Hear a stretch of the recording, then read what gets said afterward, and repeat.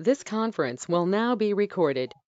Yeah, so I'll just make you the presenter and then start your screen.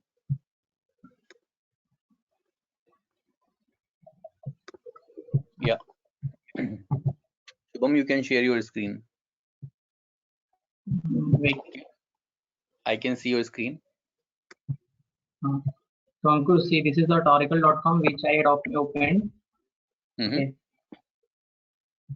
So let's go for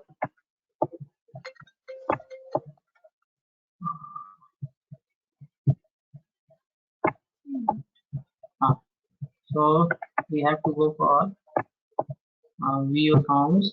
I've already created an account. Okay. Okay.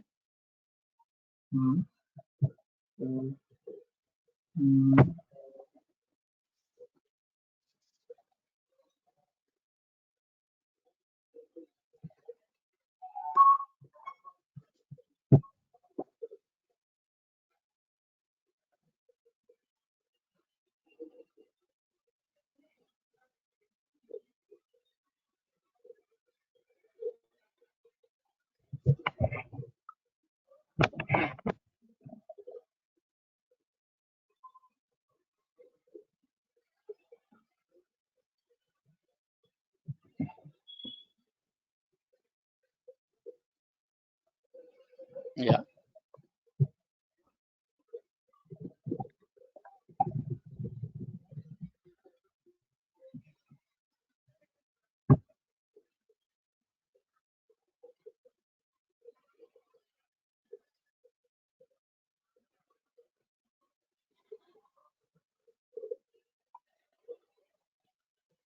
Previously, I tried to create just for practice 2 instances. Okay.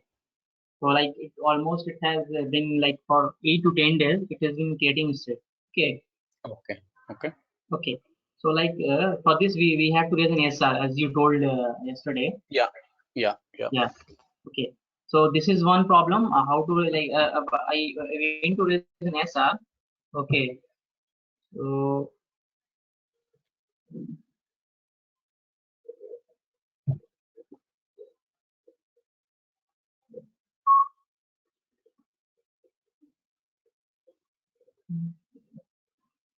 this one So you you have have to create. logged in from the same user which you have created for the cloud instance. Yes.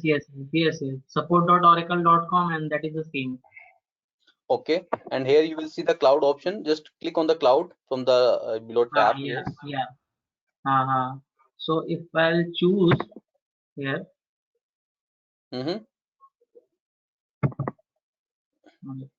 See, for you it's showing like yesterday it's showing Oracle integration something.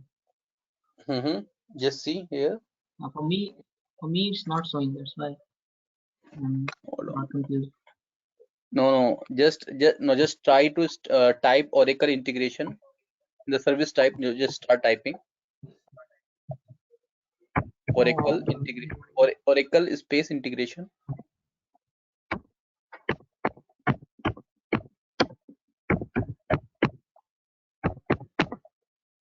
Here the second option is. Yeah. Just click on this.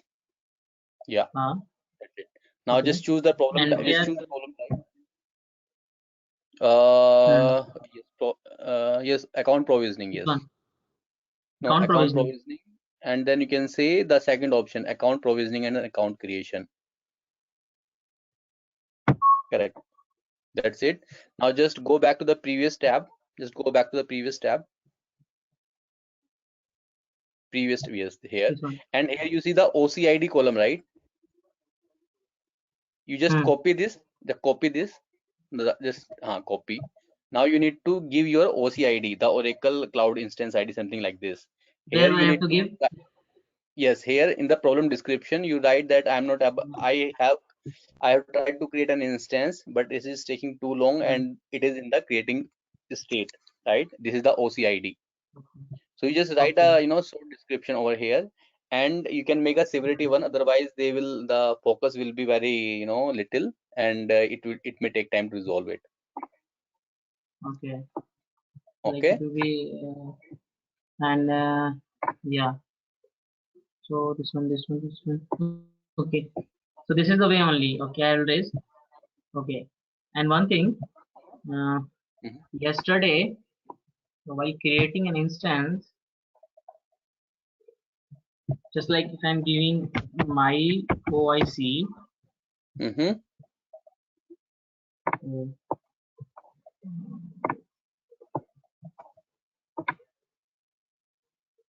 will be the enterprise and this will be the by default. Okay. It is not asking the access token, right? So yeah, but yesterday it was asking. That's why I got confused.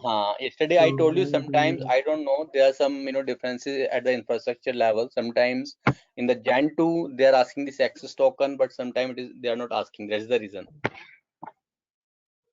So like how to take that access token? Yesterday you told me to take from IDCS, like what Shal has mentioned. So I don't think so that IDCS admin console. Hold on. Just go to the previous tab. Previous tab, and yes, and just top right. Yes. Right. Top right. This is left, right. Where you see the icon. Yes. Click here. And then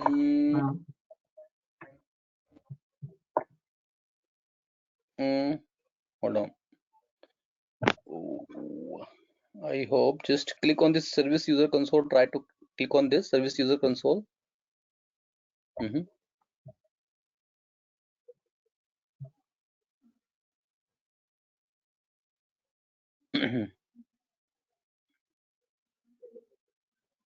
Yeah.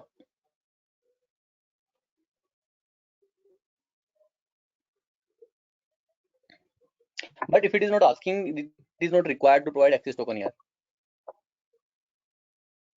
No, but sometimes Ankur, it used to provide. See, sometimes it used to. So when we like later on, if I'll create an instance and later on we have to provide access token, so that will be the concern. Because yesterday I was trying and I got stuck. Okay.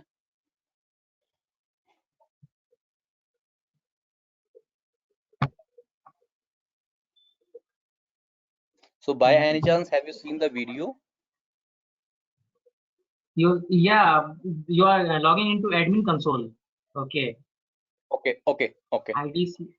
IDCS admin console, but I'm not able to get that admin console too. That's why. So here on the search box, just search. Here is the admin console. Now click on this. The third option, the third tile. The third option, yes. This one. Yes.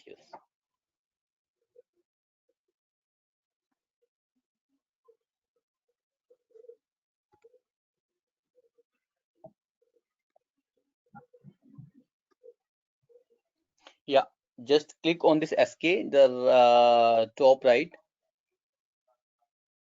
Right. This is left, right, yes.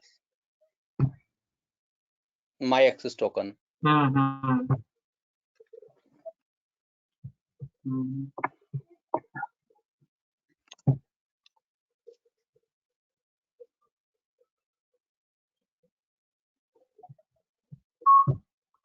Okay, Ankur. Okay. Now just stop sharing your screen. Yeah, I will got share it. my screen. Thanks. Okay. Hey, Ankur, can you hear me? This is Cal. Hi, Hello. Cal. I can hear you. Yeah. Hey, Ankur, I didn't get the recordings from yesterday's, so whenever you get a chance, you can. I will share. Okay, thanks.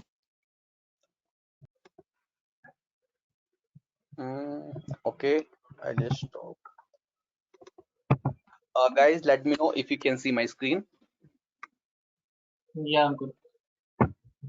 Okay, so guys, today is the third day of this Oracle Integration Cloud training, and here in this session, we are going to continue the navigation walkthrough of the OIC. Right, there are 2 or 3 navigation which we left yesterday, and then we are going to cover the OIC patterns, the style patterns. That is app-driven orchestration, the scheduled, the file-based, basic routing, publish to OIC, subscribe to OIC.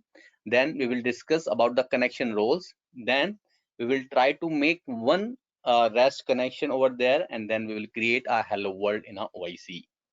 Okay, so let's just continue and we will walk you through. Okay, so I have my own instance and I have login there.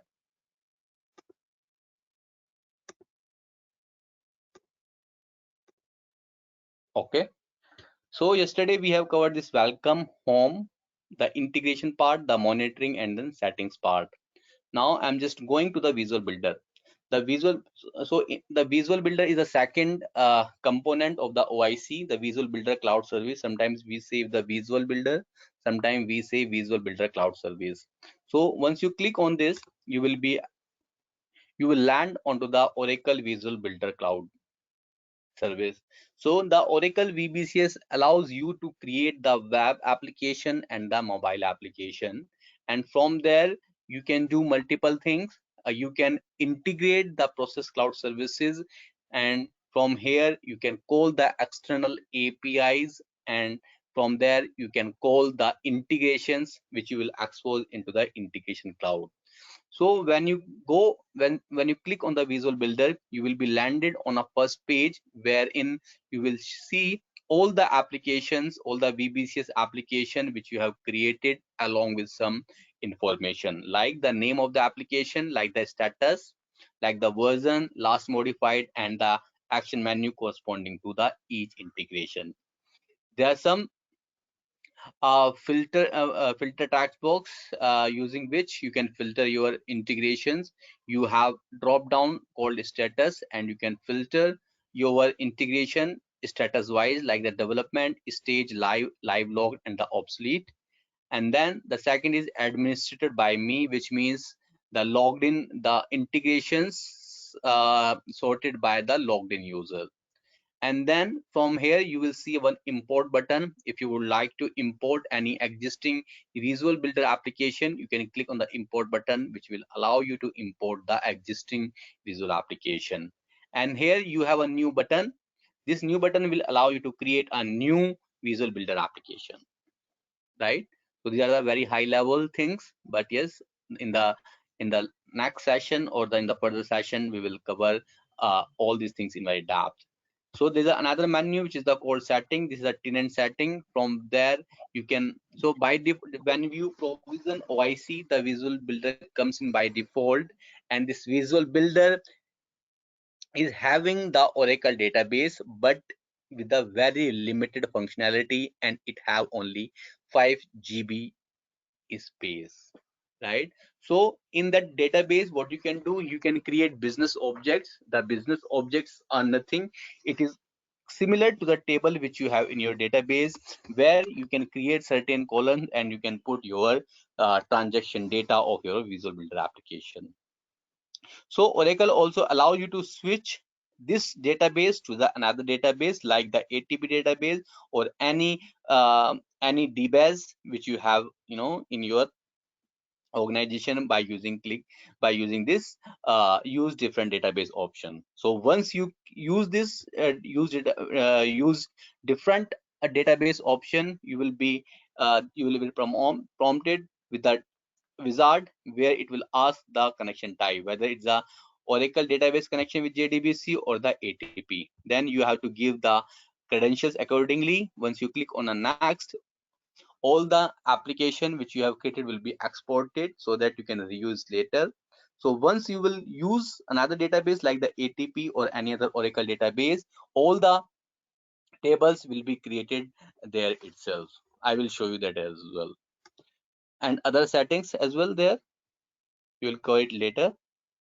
And then if you go back here, the certificates again, they are the same ways, the same certificates you can upload over here. For example, if you're trying to call any REST API or the SOAP API into the VBCS and it is a SSL enabled, then here you can upload a certificates.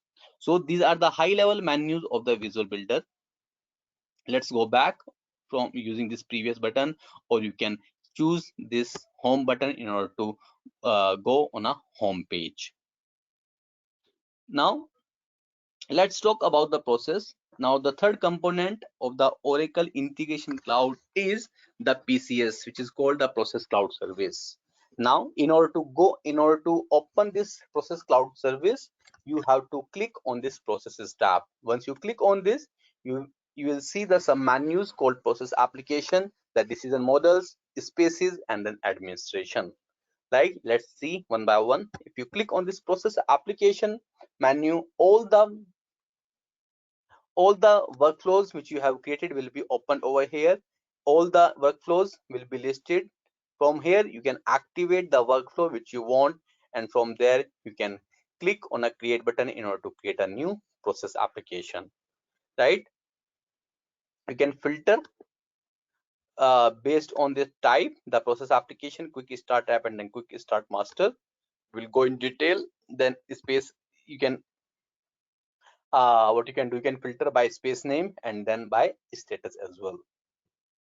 Okay, now if you go see another menu like the decision models are just like the business rules which you create in your applications, like the if else condition. If you want to make the business rules, the complex business rules, you can take an help of the decision models, and then you can use these decision models in your process application in order to take certain decisions, right? So here's the create button which allow you to create the decision model. The spaces are nothing, it is just a package of your process application. As we have seen the packages under the integration cloud, same way is a concept of space is nothing, it is a package of process applications, right? So in order to create a new space, you can click on a create button which will allow you to create a new space, and the spaces can be created during creation of the process application. Then administration. The administration menu will take you to the administration page where you can do certain administration tasks, and this page is basically used by the administrators. So there are different tabs like the spaces where you can see all the spaces, like you can see all the application which you have published. Then the gallery shows all the, what you say, whenever you publish your application it will come into the gallery, totally depends on you. Then player, the player is nothing, it is a testing environment of your process application. So in order to test your process application, you take an help of the player. And now here's the import thing which allow you to import the existing process application from one instance to another instance. So like unlike the OIC or the Visual Builder Cloud Service give you the import button in order to import the applications, but here there is not the case. So here we have to just give the host name and the admin user and the password of the source instance from where you want to import the processes, then only you will be able to import the application. Okay, now let's go back and just click on the my task. So my task is related to the processes tab. I'll give you an example when you use this my task option. So let's suppose we have created one workflow, right? And there are different parties or different users involved into the workflows. One is the initiator, second is one level approver, the third might be the second level approver, and then so on. Now I'll say I as an initiator initiate my task, initiate my workflow as a leave requisition. Once you initiate a leave, then it will go to certain approvals, right? In order to take an action, right, you have to go to the my task, you have to log in into the OIC instance, and you will go onto the my task. Under this my task, you will be able to see all the pending tasks which are under your bucket, and from where you can take actions, you can approve or reject the task. You can initiate a new request if you have. You can open the workspace, in the same way in the BPM there are two things, one is the composer and second is the workspace. Same ways in the process cloud service, there are two things. One is the composer, which allow you to build your processes, and the workspace allow you to manage your tasks. So if you click on this workspace, you will be able to see multiple things. Just click on this, and here you will see the workspace here. And now under workspace, there are different menus like the my task, the processes, dynamic processes, the dashboard, my application, and then administration. So all these options we will look at when we will cover the PCS thing. Let's click on this home menu. Guys, let me know if you have any concern on the navigations thing. Anyone, any question? No? Can we continue? Okay. Ankur, how in this cloud environment, how we are working means as a team. Suppose that two persons are working on a same module, then.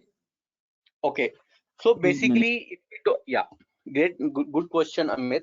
So basically, when you are, working with the integrations part, right?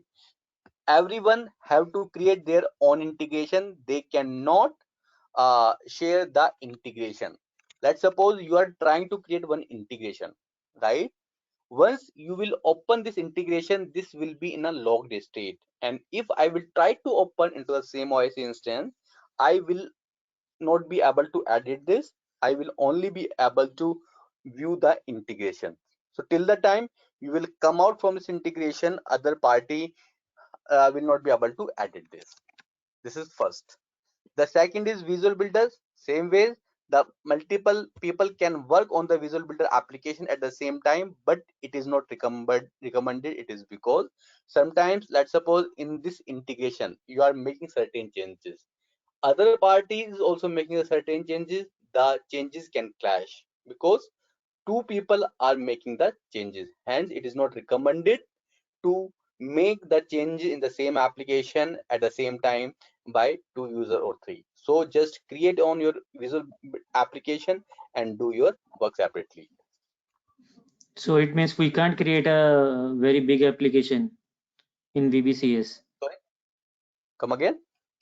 I'm saying, so it means we can't create a very big application in VBCS because if I'm working on a one module, it means I'm the only one who have to work in that. So basically, I hope what you can do. Okay, so in the integration, there's a in the Visual Builder application, there's a concept of the workflows. Like in the ADF, we have to create a different flows, right? Same way in the visual application, you can create different flows, right? So what you can do, let's suppose I'm working on a single flow and the other can work on the different flow, but both the parties should not work on the same flow. But yes, they can work on the same application but on different flows. Okay. Okay, that makes But sense. same in the OIC also. If I'm working on a one integration. Okay. Yeah. Okay. Just give me a minute.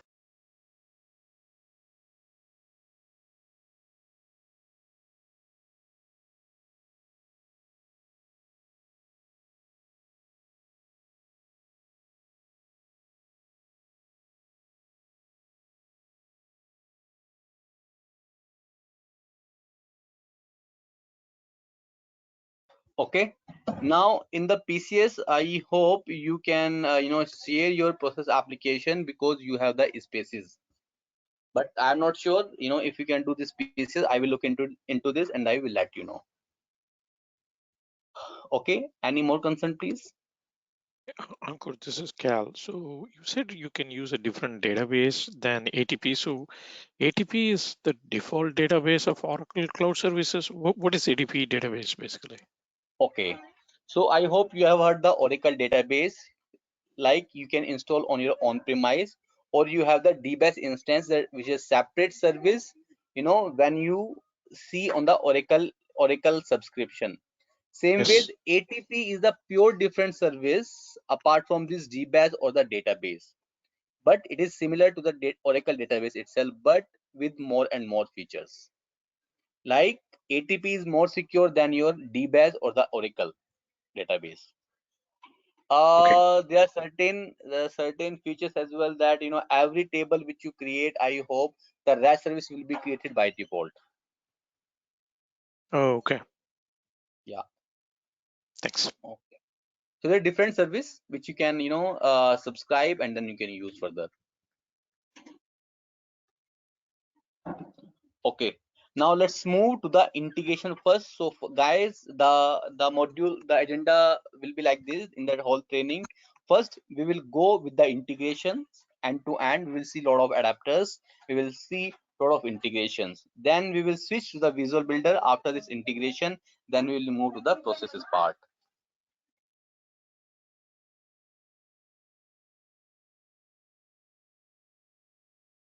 Okay. So let's move to the integration, and in order to open this integration, just click on this integration and then click on the integration. Now the today's agenda is I will describe all the patterns which we have. What is that pattern? So let's see what are the patterns available. Just click on the create button. Once you click on the create button, you will be able to see the patterns like the app driven orchestration, schedule orchestration, file transfer, basic routing, publish to OIC, and then subscribe to OIC. There are 6 patterns available. It is nothing.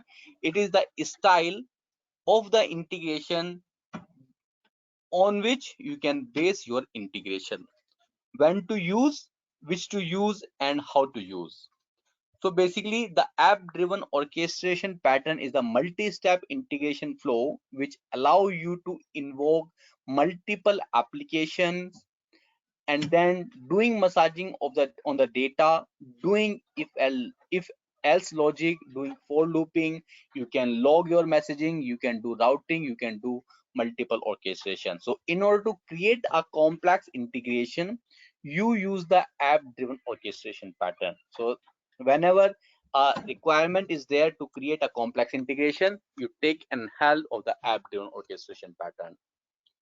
The second pattern is the schedule orchestration pattern. The schedule is as the name implies that the schedule orchestration pattern allow you to create an integration which can be scheduled on a certain frequency. For example, if you have built an integration based on the schedule orchestration pattern, and if you want this integration to run on a certain frequency, like you say, I wanted to run my integration every day at 8 o'clock. So you can set that frequency of the schedule integration. Once it is set, once it is started, right, then this integration will start automatically at 8 o'clock every day. So you can have different frequency, you can have customized frequency, or you can have the fixed frequency here. The file transfer is again a scheduled type of pattern which allow you to work with the files, right? Then the basic routing is one of the simplest patterns available in a OIC, wherein you need to have only 2 application. One is basic, or one is source, and the second is target. Whatever data is coming from the source application, you want to send this data as it is into the target application without any logic, which means it is only routing of the data from one application to another application without massaging, without doing any for loop, without doing any if else and others. So this is one of the simplest pattern. So if you have a use case where you just need to route data from one place to another, then you can use this basic routing. Okay, the next 2 pattern, the publish to OIC and then subscribe to OIC, are one of the the important patterns available in a OIC. Guys, I hope you have heard the concept of queues, right? You have seen the queues in an Oracle database. You might have seen the queues in in the JMS, the Java messaging service, which is the part of your WebLogic. Same ways, OIC allows us the messaging queues, which is called OIC messaging queues, right? So publish to OIC, when you opt this pattern, right, what you can do using this pattern, you can take data from one application and then you can publish the data into the OIC queues. You don't need to create the queues explicitly, but the queue will be created automatically when you choose this publish to OIC pattern. The subscribe to OIC pattern allow you to subscribe those queues and then send this data which is in the queue to the target application. I will give an example when to use this publish to OIC. I say if you have one Salesforce application in your organization and you wanted to send the Salesforce data into different application at the time when any data get created into the SFDC. For example, in SFDC, we create leads, we create contacts, we create users, we create opportunities. I will take an example of opportunity. I say whenever any opportunity gets created into the Salesforce, I wanted to send these opportunity into my two downstream application, right? So what you can do, you can use publish to IC pattern in order to take data from the SFDC system and send to the queue, right? Then what you can do, you can use subscribe to OIC pattern. You will create two integration with the help of subscribe to OIC pattern, right? Once you choose this subscribe to OIC pattern, it will ask you which queue you want to subscribe. Then you choose the particular queue, and then the moment you activate your integration, the moment the data will send to the queue, the subscriber will be fired and the data will be reached to subscriber, and subscriber will send this data to the target application. So this is how you can use publish to IC and subscribe to YC pattern. Guys, any question on these patterns, please? I have some question. Can you hear me? Yeah, I can, please. So if I understand correctly, you're saying publish to OIC and subscribe to OIC will work side by side, meaning as your example, if let's say Salesforce is sending you a data and you want to send it to the downstream applications. So if you send the data from SFTC to OIC, you will be using the publish to OIC style or pattern, and that will get queued in OIC. It's like a message queue. So it gets queued up, and then you have another integration which is subscribe to OIC. So your downstream application will subscribe to use to OIC using this integration, and in that subscribe to OIC, you'll say, hey, this is my topic. Oh, well, not topic. This is my queue. So I'm interested in this data, and that's how both will work together. So publish to OIC alone will not do anything. You have to have a corresponding subscribe to OIC in order to receive the data. Is that a correct flow? You're absolutely correct. Yeah. Okay. And one question on that, this is a message queue, as you said, like any JMS or any Kafka kind of a thing. So if the data is pushed, will the queue will be retained for some amount of time, or it is expecting to be retrieved immediately?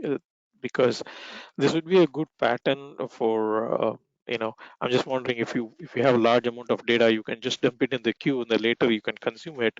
But if the queue is not persistent, meaning if the data in the queue is not going to retain for a longer period, is there any restrictions on these queues, like how this queue in the OIC will work? Absolutely correct. This is a good question, and this is a very important question. Absolutely correct. The queues which are there into the OIC, these are not persistent. The moment the data will be published into the queue, the subscriber, if there is subscriber, the data will be subscribed by those subscriber. Otherwise, the data will be lost. So these are not persistent queues actually. So Let's suppose, what is for example, can't go ahead. so what is the difference between published to OIC and standard or normal orchestration? So Which basically, okay, so as I mentioned that if you want to synchronize one data into different application, right, then you use the publish to IC and subscribe to IC pattern. But if you want to make a point-to-point integration, right? Let's suppose you are taking data from SFD system and you have only one target application. Then you choose either basic routing or the app-driven orchestration. Okay. Okay.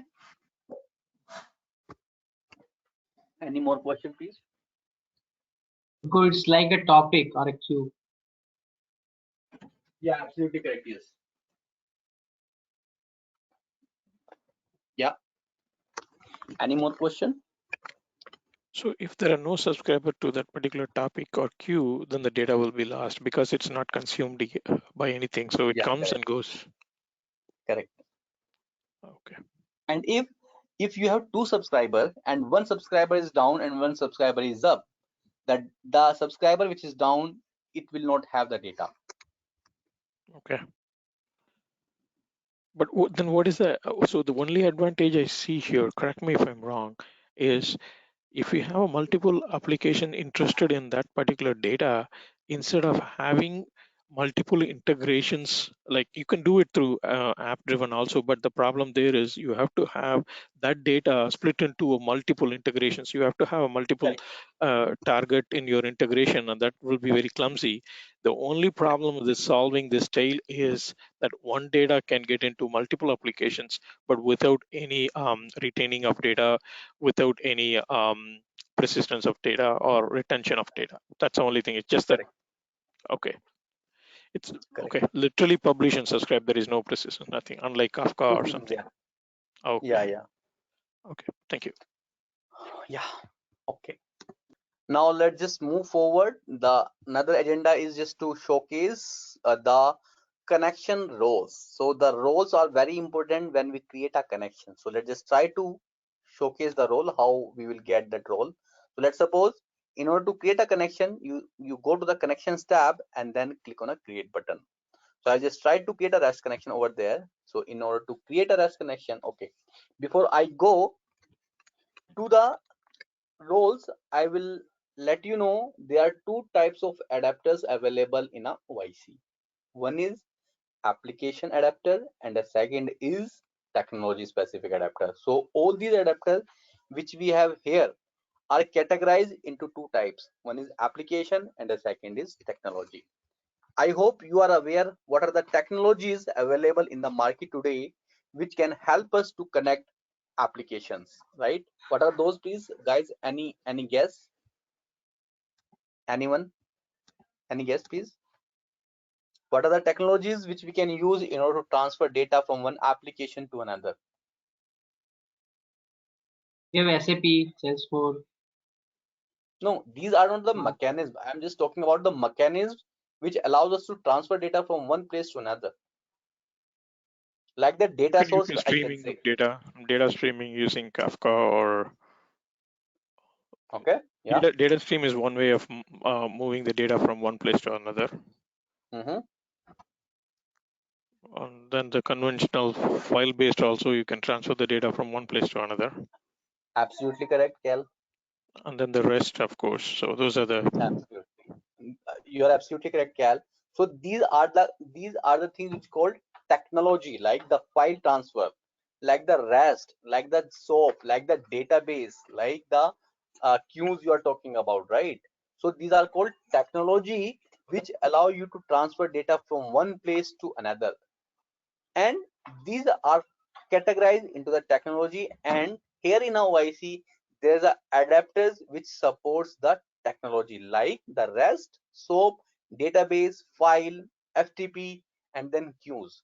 So here you will find all these technology adapter, like the REST, like the SOAP, like the FTP, like the file, so like the Oracle database, right? So all these are the technology specific adapter here which allow you to transfer data from one application to another. That is called technology adapters. The technology adapters are the file, FTP, database, REST, and then SOAP. The second is application specific, which means the adapter which are specific to the application are categorized under the application adapters. For example, we say we have the ERP application, like we have different ERP, like we have SAP. You see, the SAP is an application, and for that there's a application adapter. We have Oracle ERP. We have ERP adapter, which is specific to the application. We have JD AdWords, which is again another ERP, and we have application specific adapter. Same ways, we have other Microsoft related adapters like the Microsoft email, the Microsoft contacts, or the Microsoft calendar.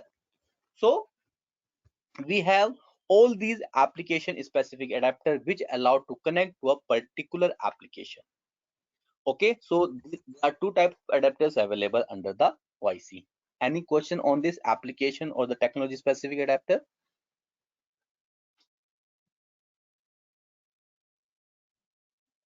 Okay, no question. So let's just try to create a connection with the help of REST adapter. So when, okay, so REST adapter is used for two things. One, if you want to create any API, the REST API in a Oracle integration, then you can use REST. If you want to call any external API, external means any third-party API, whether it's on-premise, whether it is a cloud, then you can use the REST adapter. So in this case, we are trying to create so first we have to create a REST connection in order to expose a REST API, or if you want to call a external REST API, you have to create a REST connection. So let's see how we can do this. So you need to search an adapter called REST, and then select this, and then select. Okay, when you select this, you will see a pop-up here where you need to provide some names, like the name of the connection. I'll say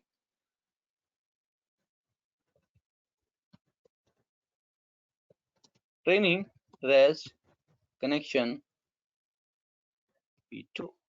Okay, so here the name of the connection you are providing, and this is the unique identifier of the connection, and this is based on your name which you have typed here, right? But you can modify it if you require. So here I was talking about the role. So role plays a very important role when you create a connection. So guys, any idea about trigger and the invoke? Anyone, any suggestion?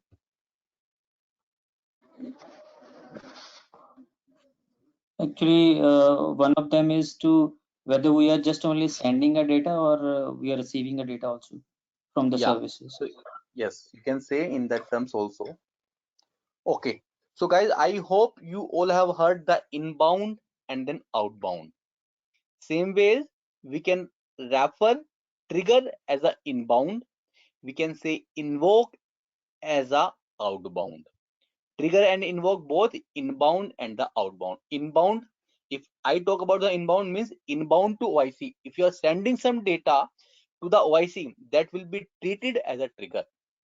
If some data is going out from the OIC, then will be called as an invoke. So if I say I wanted to create a REST API, right? If you are creating a REST API, you will pump that data into the OIC.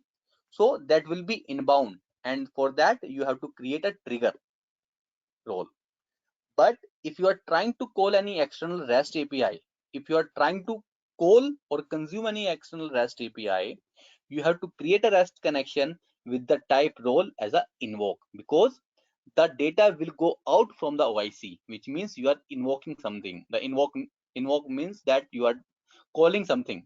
Then you have to create a role as a invoke. Trigger, inbound, invoke, outbound. Any question? I hope it is clear. Ankur, what is the objective of this task? Means what we are doing with the creating a REST services. So come again. So I want to know the objective of this REST component. Means exactly what we are trying to do. So the REST adapter, is it? Yes. So REST adapter is basically used for two purposes. One is if you wanted to call any REST API of any application, then you use the REST adapter. If you wanted to create any REST API in a OIC, then you also use the REST adapter. For example, I say, I hope you are aware about the REST APIs, right? A little bit. Okay, so I'll explain what are the APIs actually. So guys, I hope you know that we have a lot of applications in the world, right? And sometimes you need to transfer data from one application to another. In your organization itself, you might have a lot of applications up and running, and all these application needs to communicate with each other somehow, which means you need to transfer data from one application to another application. Some of the application might be SaaS based, some of the application might be on-premise application. Most of the SaaS application provide their REST API so that you can communicate with their application, right? Now, the SaaS application provide their APIs, whether it's a REST, whether it's a SOAP. So there are two type of APIs in the market today. One is SOAP API and the second is the REST API. These two type of APIs allow you to transfer data from one application to another. Whether you can push the data into one of the application, whether you can get data from one of the application. So the API is one of the communication mechanisms to transfer data from one place to another. So if you have any REST API for your application and you want to consume that data into different application, you have to use the REST adapter to call that REST API. Another example is, I say you have a Oracle database in your organization, and there's some another application in your organization which needs the employee data from your Oracle database system based on the employee number. So what you will do? So you will create a REST API in a OIC which will connect to your Oracle database, and that in REST API you will pass the employee ID as a request parameter, which you will take to the Oracle database. Corresponding to that employee ID, you will fetch the employee details and will pass these details to the application which will consume that REST API. Amit, I hope this is clear now. Yes. Little bit or more? A little bit. Okay, so I'll so suggest it means suppose if we want to create a Hello World application, so we need to create a REST service. That's it. So I'm just taking example, Hello API you can create in a SOAP, you can create in a REST also. So I'm just showcasing how we can create a REST API as a Hello API in a OIC with the help of REST adapter. Okay. Okay. Any more question, please? Ankur, I have one doubt. Okay. Like yes, this is the generalized doubt, which this is not like completely to OIC. As you told, like we have two options, REST and SOAP. Okay. So what I know that when we have to choose a SOAP and when we have to choose a REST, like if we have the visitor-based service, then we have to go for a SOAP. And correct. Like if you have to go for like a REST API and all, we have to choose a REST adapter. Okay. Correct. So is there any other differences like when we have to go for a SOAP or when we have to go for REST?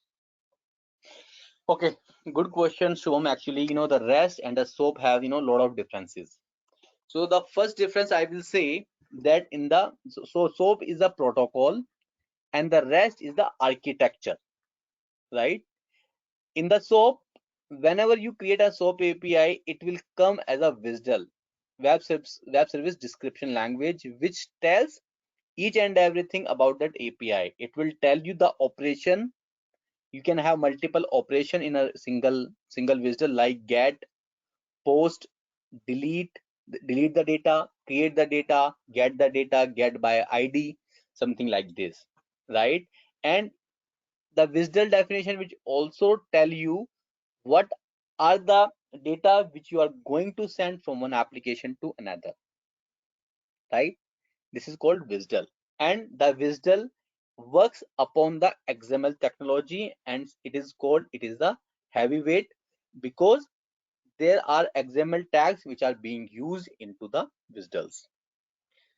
The REST API is one of the simplest type of APIs which you create in your day-to-day life, right?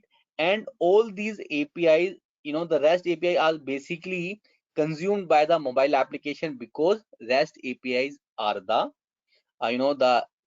we say lightweight APIs, and this works upon the JSON as well as on the XML. So you can have the JSON payload in the REST API as well as the XML payload. The payload means request and the response. So these are the basic differences in the SOAP and the REST. So some application gives you the SOAP. If they gives the SOAP, you have to use a SOAP adapter. If the third party provide the REST, then you have to use the REST adapter over there. Okay, that makes sense. Yeah. Okay, let's continue. Now here, what I'm going to do, I'm going to create a REST API over there, which means if you wanted to create a REST API, you have to choose the role as a trigger. Trigger means inbound. So you will send some request to the OIC, which will be treated as a inbound. Hence, I have selected the trigger role. You can provide a description optionally. This is my trigger REST connection, and then simply click on a create button. So once you click on a create button, another window will come up and you just need to test it and then save. Here you don't need to provide any information over there in the type of trigger, but when you will choose a invoke, there you need to provide the certain details like the authentication mechanism of the REST API and then service URL. But when you choose the role as a trigger, you don't need to provide any details over there. Now just save the integration and then save the connection and then go back using this go back. So here you see the bar has been reached to the 100%, which means the connection is ready to use. Now just go back. Okay, now if the status is configured, which means the connection is ready to use. Now let's just try to use this REST connection into one of my integration. Just click on the integrations tab. Now here you will notice a create button. Just click on a create button in order to create a new integration and select this app driven orchestration pattern in order to create a REST API. Just select. Here you need to give certain details of the integration, like what is the integration name. You can say my you can say hello API v2. Okay, and the identifier will be taken based on the name you enter and like the version of that API. Here we will discuss more about the versions, but default version is 1.0 of any integration. Here you can give the description. You say this is hello API, and here you need to give the package name. You can create a package over here. You can say my API. Okay, if this package is available, it will be shown over here. Otherwise, a new package will be created, right? And then click on a create button. Once you click on a create button, you will be landed over the integration canvas. From there you can do multiple things. The first point is the trigger point. Now here you see different options here, like the save and then close. You need to keep saving your integration time to time because it is not auto saved. If your network is lost and you have not saved your integration, the thing which you have done will be lost, right? Now we will show you all these operation time to time, but first thing is you need to drop some connection. Every integration is based on the connection which you create. Now there are two ways to drop the connection. One is just click on this inline button, and then it will show you all the triggers connection which you created. The second option is just click on this triggers, and here you will see all the connection which you have created categorized as an adapter. Like if you have created any connection based on the file adapter, it will be categorized under the file and it will show the connection name. Same ways of the ATP, you have created 3 connection, it will be shown here. Same ways for the REST. Just expand this REST, and what we have done, we have created this connection. You can take this and drop here. Once you drop it over here, a wizard will come up. This wizard will allow you to enter certain details. I will enter the endpoint name. This is the any name which you can enter. I'll say hello API. You can give the endpoint description. This is my hello API. Okay. Now I will skip this for the time being and will show you later this one. And now just click on the next button. Yeah, Ankur, can I ask you a quick question? Yeah, Cal, please. The last one, I know you're going to come back later, select to configure multiple. Is it because of your feature flag? Yeah, absolutely correct. Yes. Okay. Can you ping me the feature flag later? I will. Yes. Okay, thanks. Yeah. So what you can do, I will show you. Basically, there is a A-team blog, the feature flag in OIC, right? I will just share this blog with you so that you can get to know all the features flag, right? Okay. I've been to that website, but I don't know where to get the feature flag. So you see, this is the feature flag name. Like you see, REST multiple resource support in the inbound. This one. Oh, okay. Okay. Cool. Yeah. REST So MV. you have this link, right? Yes. Okay. Thanks. Yeah. So guys, we will cover it later because this configuration is a part of the feature flag which I am going to cover in the later sessions, but I will skip for the time being and then click on the next button. Okay. Now here you need to enter the certain details, the operation. Again, this will come only if one of the feature flag is enabled. So you can, this is not mandatory, you can make it as it is. I will leave it, and here you can, I hope you need to say, I'll say get hello, or you can say my API, and here you need to give resource URI. Resource URI is nothing, it is the relative URL of your REST API. I will show you, let me just configure it, and it will always start with the slash, and here you can say anything like my API. I will show you where you can see this my API, but this is the part of your REST API URL, right? In the next option here you see the what action do you want to perform on the endpoint. If you are aware about the REST API a little bit, I hope you have heard about the HTTP verbs. There are different HTTP verbs available under that OIC. Not under OIC, this is the term used by the REST technology. So there are different verb like the get, put, post, delete, and patch. When to use get, when to use post, when to use put. So if you are trying to get some data from somewhere with the help of REST API, you will choose use get. If you are trying to insert data into your application with the help of REST API, you will use the post verb. If you are trying to delete some data from somewhere, you will use the delete. If you are trying to update the whole data of a record, you will use a put verb. If you are trying to apply a patch somewhere, then you will use the patch. So I am going to get the data actually, so I will use the get verb. So we will look at all these verb later. So what does the operation do? What exactly is the meaning of my API? Is it going to create a function over there? No. The upper one. This one? No, this is Yes. nothing. It is just the operation name. Nothing. Okay.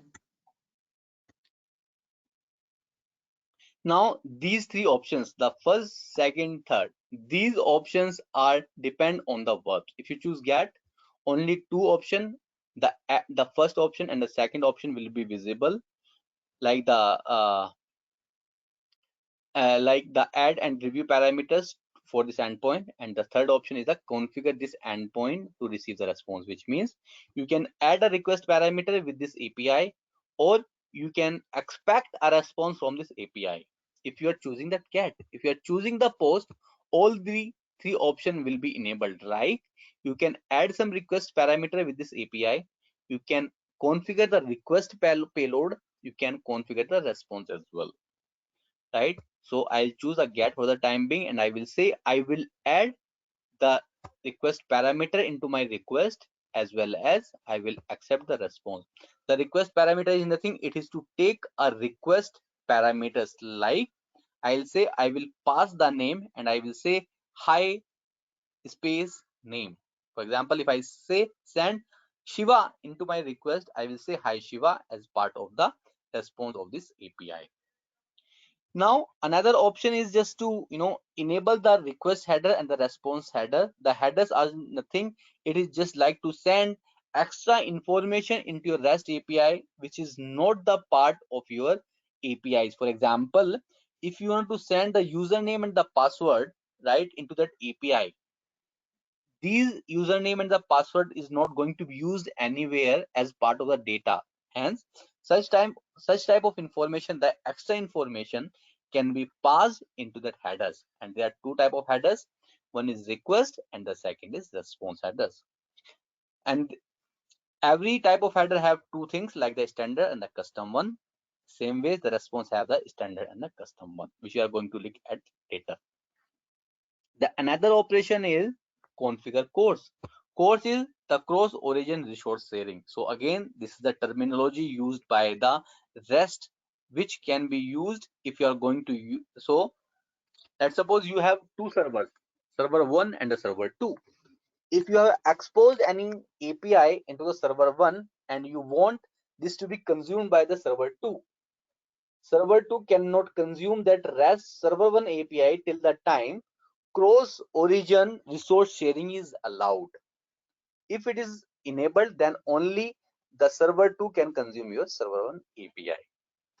Okay, now just click on the next button, and here all these options like the request parameter, request headers, CORS configuration, and others totally depends on this particular screen. The moment you enable the options, all the next options will be enabled only, right? If I say add and review request parameter, then this request tab will be enabled. If I say configure this endpoint to receive this response, then this response will be enabled. If I enable any one of the checkbox like the standard custom header, then this request header option will be enabled. Now notice I have enabled only two options. So just click next, and here you see the request parameter option has been enabled, and here I will add a request parameter by clicking on this plus button, and here I'll say name, and you can see the data type is the string, and then next button, you see the response has been enabled because in this resource configuration I have enabled this configure this endpoint to receive the response. Next, and then next. Now in the response you can do multiple things, like if you want to send the attachment as part of the response, then you can select this. Along with this attachment you want to send the JSON or the XML, then you can select this first option, and from there you can select the XML, JSON, or the XML sample. Now if you only want to send the attachment, then you can select this one as well. That way another option will be invisible, but I want to skip this for the time being, and I say I want a response into the JSON. Hence I will select this JSON sample. Here you have to upload the JSON file, the sample file in which you are expecting the response, or you can give the inline JSON as well. Just click on this inline, and here you can enter the JSON. I will enter the JSON over here and I will say greeting. Okay, this will be the key, and here in the colon I will say this. In this I will send the hi space name, and then I will say OK button. Now here you see, whenever you choose whatever you choose like JSON, the JSON will be there automatically. If you select the XML will be there. Now just click on the next button, and at the end of this screen you will see the summary of each and everything which you have selected in your early configuration, and then done in order to finish your wizard. Okay, now when you complete any connection wizard, a mapper will come up automatically. Just keep saving your integration. So in this mapper is nothing. It will allow you to map the data from one application to another. So I will just close this.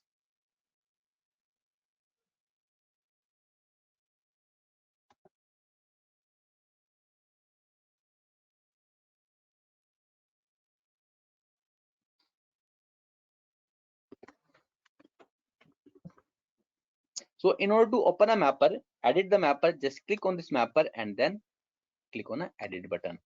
So this mapper is nothing, is a visual mapper which allow you to drag and drop fields from one application to another application. So here left hand side will show the source data and the right hand side will show all the data at the target end. So here you see the query parameter which you have exposed in your REST API as a name, and in the response mapper you say in the what do you say in the response payload we have given the greeting. Now just try to map this name to greeting. Now the mapping is done.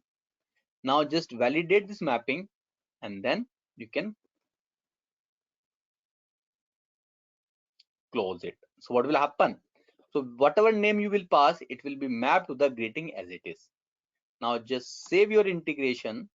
Now here you see a red button, which means there is some issue. Now whenever you create an integration, you cannot deploy the integration till the time you enable tracking. So now in order to enable the tracking, just click on this action menu and then enable the tracking. So tracking is nothing. It will allow you to track your instances based on some unique identifier. For example, in your database tables, you have the unique identifier in each and every table, using which you can track the records. Same ways, in order to track the integration instances, you have to enable the primary identifier based on you can track your integration. So I'll say name. So whatever data you will send into the API will come there. So I'll say I'm sending a name, which will be my primary tracking fields. Same ways you can add 3 tracking fields. Now just save your integration. Now here you see, save your integration and then close.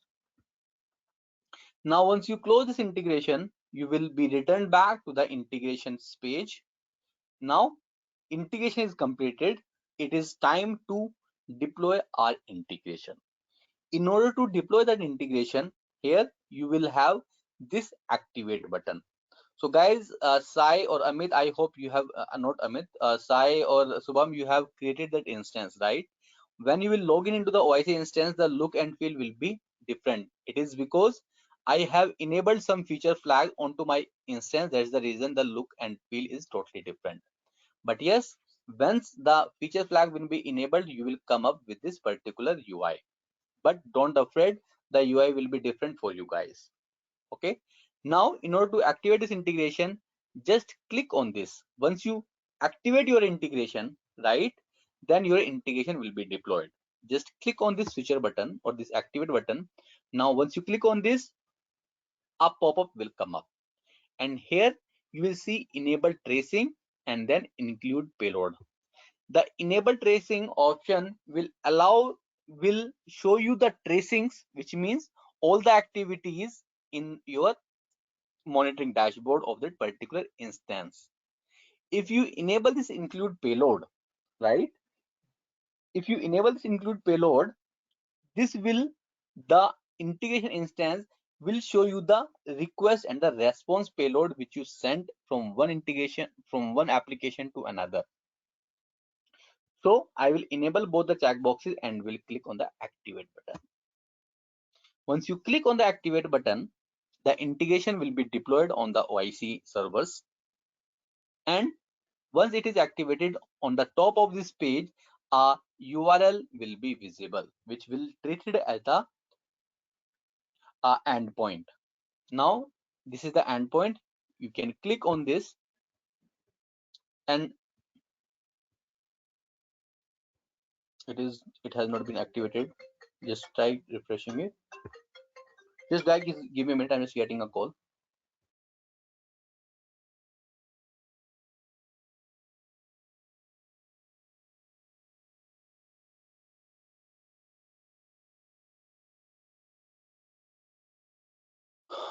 It's taking time. So once it is activated, it will show as a active, but it is taking time. Let me just try to refresh it.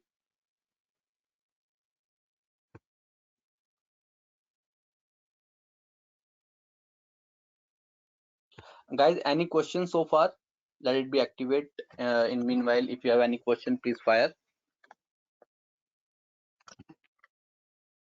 Hey, Ankur, did you talk about the Saturday program? So we're going to talk on the later.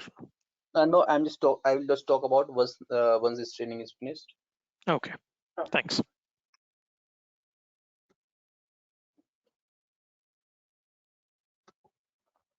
I hope it is taking time due to some, the OIC issues. But yes, once it will be activated, I will show you. Guys, in meanwhile, if you have any questions, let me know. I just need to test this integration once it will come in activate mode. Yeah.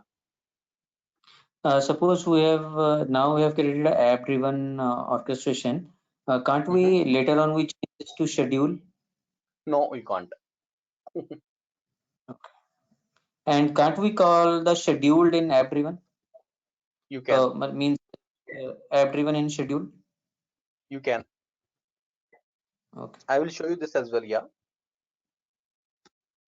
So no worries, it is taking time, but yes, I will show you how we will test this integration, guys. Looks like there's some issues might be on the OIC server due to which this instance has not been enabled.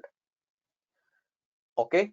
So guys, tomorrow is Holi. I hope you are enjoying your Holi, and I hope we will not have session tomorrow, right? Or are we having? No. Okay. Kel, I hope you are aware that in India there is a festival called Holi, right? Yeah, yes. I'm well aware of it.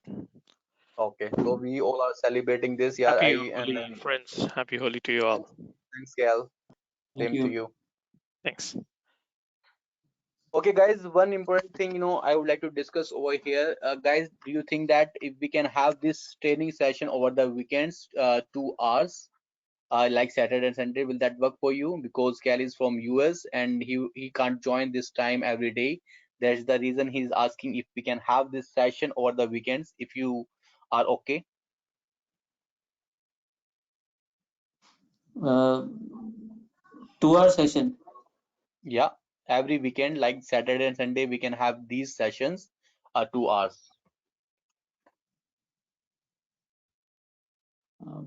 For this weekend, Ankur, mine is fine, but not sure for the next weekend or not. But for this weekend, I am fine. Okay. Sai, what about you?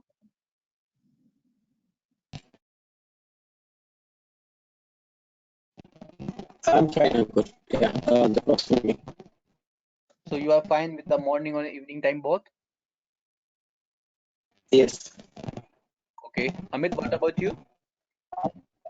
Sunday is working for me. Yeah. Okay. So Cal, do you think that you will be able to manage Friday evening our time? somehow? Friday evening is possible though. Friday evening I can Yeah, make it. yeah, it is because Amit is working with the the Qatar client or the Saudi client. That's the Sure. reason the Sunday is No, working for him. you mean to say Friday evening of your time, right? Yeah, the 8 o'clock at same time, Okay, possibly. Friday evening. Oh no, Friday evening, 8 o'clock. That will be Friday morning for me. Okay. I need to check. We'll talk about the Friday, but at least if Saturday. So if we 2 days, so Friday evening and Saturday is what you're trying to do, right? Amit. Friday evening and yes, then Saturday anytime. The evening or Yes. the. Okay. Yeah. Then Can I Sunday confirm evening you? is also, I think, Ankur, Sunday Yeah. evening also. Yeah, It's it is working for me possible for me, Sunday evening but or morning. Amit is working for the, I hope, the Dubai or the Saudi client, and then the Sunday is working there. That's the reason Amit will not be able to join. But Amit, I hope you can join in the evening on the Sunday, right? Sunday, no. No. No, we'll check on the Sunday. I can't tell you right now. Okay, okay. So, Cal, do you think that you will be able to join day after tomorrow somehow? Day after tomorrow? No, that is Wednesday, right? No, that is tough. So I can try to make it. I mean, yeah, of course, Saturday I can, but Friday I need to check. But I can confirm that you whether Friday. But Saturday, yes, for sure. One class I can make it for 2 hours. Friday somehow I need to see. You said Friday evening, 8 o'clock of your time, right? Yeah, yeah. That would be 9:30 in the morning. So I have all these meetings and daily stand up and all that. I don't want to miss it. That's why I mean I can watch the recordings, but that's not real idea, right? I want to Yeah, be participate in this, so yeah, yeah. and share my experience and questions and all So that. guys, let's do one thing. Let's do one thing. Tomorrow, anyways, we are not, having this session. Let's discuss. I will discuss this, with Cal offline, and then I will probably let you know that can we have this session day after tomorrow or not. Then accordingly we can set. But guys, I hope you are okay with the weekend session, right? If we are doing the 2 hour session.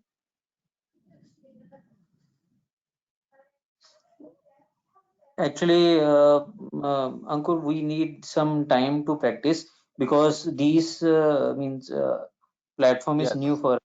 If we are absolutely going correct. fast, then it will be difficult for us. Absolutely correct.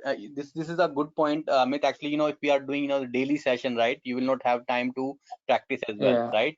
If you will do the over weekend, you can have time in the weekdays to make a practice as well, and then you Mhm. will come up with lot of questions which we can cover. That makes sense, Yeah. I hope, right? Sai and then Amit or Shubham. Yeah. Yeah. So let's do one thing. Let's have this next session over the Saturday, evening, 8:30 or 9, and then we will see over the Sunday. Okay. Okay. Saturday evening. Yeah. Morning is not possible. Morning, what time? Like morning 10, 11, 9. Cal, confirm if you will be available at 11 o'clock, 11 a.m. morning, Saturday. Saturday 11 a.m. morning is Friday midnight to me, 12 o'clock. Oh. Um, no, I'll try to make it, but if you make Friday morning a little earlier, that might work. Say your time. I know nobody wants to get up early in the morning on Saturday, including me. I understand. Yeah. But that would be a late midnight for me, like 12 in the night. I'll be like a Oh. ghost sitting at home and watching this. So So Amit, that is a problem. we can do means early the Saturday 7 or 8 o'clock Morning morning. 8 o'clock of Yes, your time. Yeah, that will work. For me, it's 9:30. That's fine. Friday Yeah. but I night. don't know that this will work for Sai or Subham or not. Yeah, let's Sai? discuss this offline, Ankur, as you said, like, Yeah. I don't want to waste others' time. Actually, So, I have to discuss, with individual. As of now, we have group here. Then we have to have some decision. Actually, that's the oh, reason okay. I'm discussing. Yeah, I mean, I'm okay with Saturday morning 8 o'clock time. Even Guys, 9 as o'clock. I See, 9 o'clock of your time also. Saturday morning 9 o'clock of your time is 10:30 on Friday night. I'm okay with that. Shubham or Sai, can you confirm if 8 or 9 is okay for you?